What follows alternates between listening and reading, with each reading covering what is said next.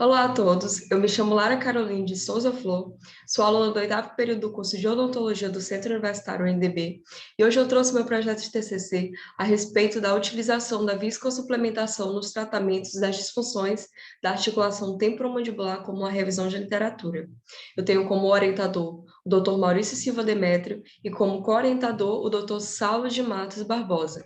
Qual é o objetivo principal desse projeto? É entender o papel da viscosupplementação no tratamento das disfunções temporomandibulares de origem articular e a sua eficácia. Falando brevemente a respeito da ATM, ela é uma estrutura complexa, composta pelo côndilo mandibular, pela fossa mandibular dorsal-temporal, disco articular, ligamentos e músculos.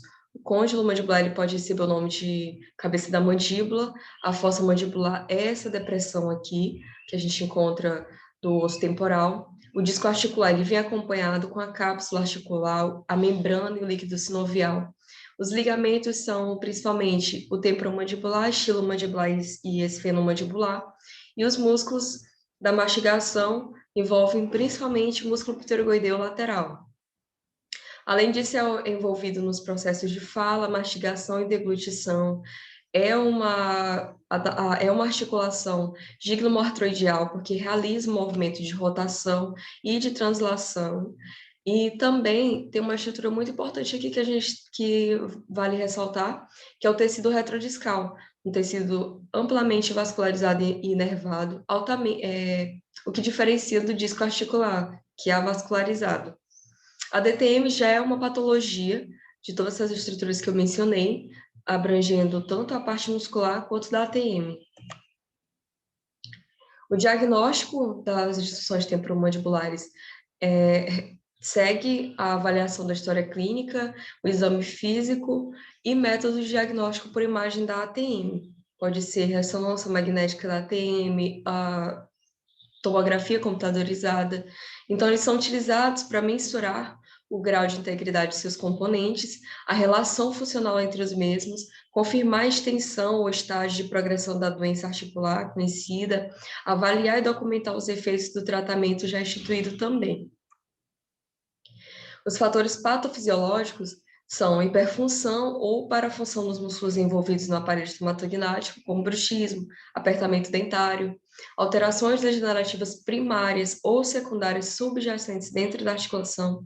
Então, as primárias está principalmente relacionado à idade. Com o tempo, a gente realmente vai perdendo essa lubrificação, a viscosidade da cartilagem, principalmente a composição do ácido hialurônico.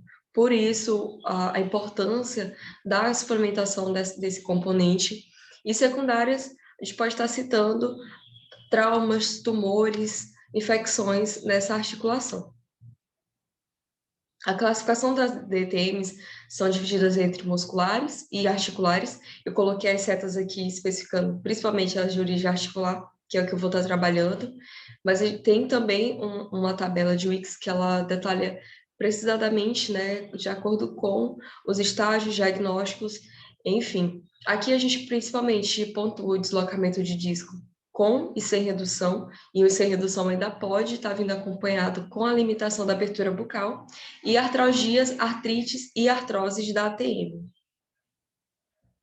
Aqui eu coloquei duas imagens diferenciando o deslocamento do disco com e sem redução. Ambas as imagens a gente observa que o disco articular está anteriorizado à cabeça da mandíbula ou côndilo mandibular e que o tecido retrodiscal, que é amplamente vascularizado e inervado, encontra-se entre as superfícies ósseas, né, gerando desconforto, dor para o paciente. Aqui no deslocamento disco articular com redução, o que acontece? No momento de abertura bucal, o côndilo mandibular encontra esse obstáculo, que é o disco articular, então ele dá um salto aqui da sua extremidade posterior do disco, até chegar aqui nessa região, realizando aqueles sons, provocando os sons de estalido, clique ou pop.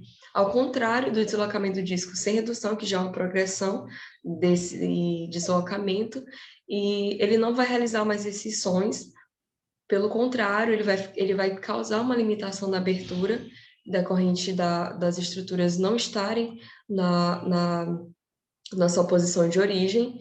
Então, é um procedimento desconfortável, vai gerar sinais e sintomas, como ruídos, limitação de aberturas, dores na ATM, na região pré-auricular, onde muitas vezes o paciente ele procura o profissional errado, achando que é em uma estrutura, sendo que muitas vezes a origem é articular.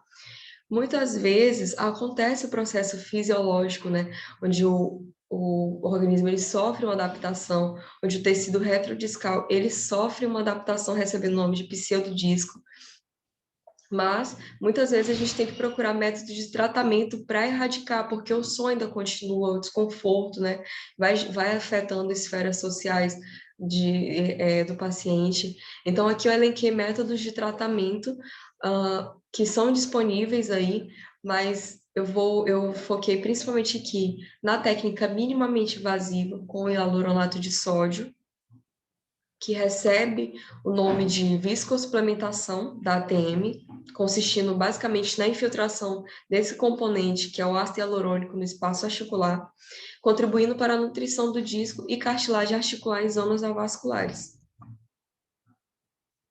O ácido hialurônico, ele corresponde a um mucopolissacarídeo ácido, que se encontra na substância fundamental dos tecidos animais, então ele é próprio do nosso organismo.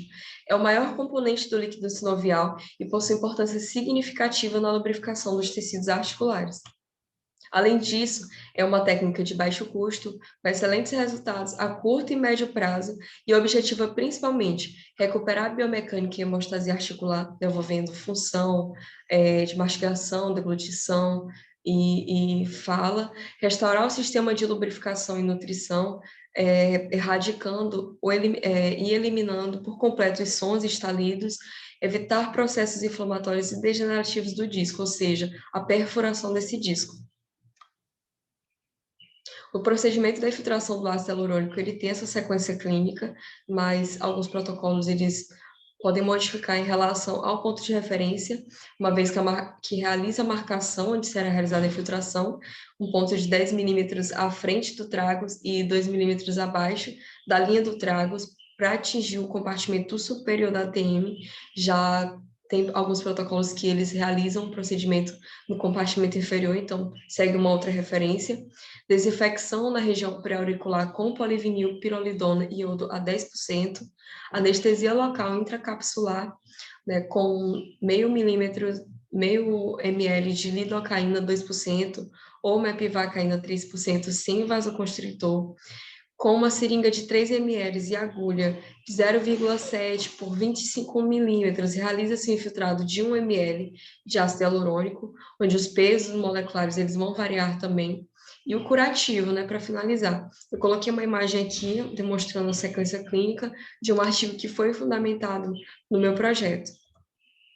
Indicações para essa abordagem são todos de origem articular, né, disfunções, sendo elas osteoartrose, osteoartrite, deslocamento discoarticular da ATM com e sem redução e a doença articular degenerativa. Enquanto as contraindicações estão mais relacionadas ao bruxismo, processos inflamatórios como artralgias, infecção da articulação, né, artrite infecciosa da ATM ou tumores, e as reações adversas, elas são mais relacionadas ao procedimento, onde às vezes pode gerar um desconforto, edema no local, mas não precisa de uma intervenção clínica, porque é transitório e muitas vezes leve. O tipo de pesquisa realizado foi um estudo retrospectivo, com abordagem qualitativa e caráter descritivo, utilizando as bases de dados Google Acadêmico, Cielo, PubMed e Lilacs, com os descritores em português e inglês, articulação temporomandibular, ácido hialurônico e viscosuplementação, além de livros em PDF que retratassem essa temática. A análise de dados foi feita principalmente com o intuito de organizar e sumariar as informações contidas nas fontes que respondessem aos objetivos propostos e à construção do problema.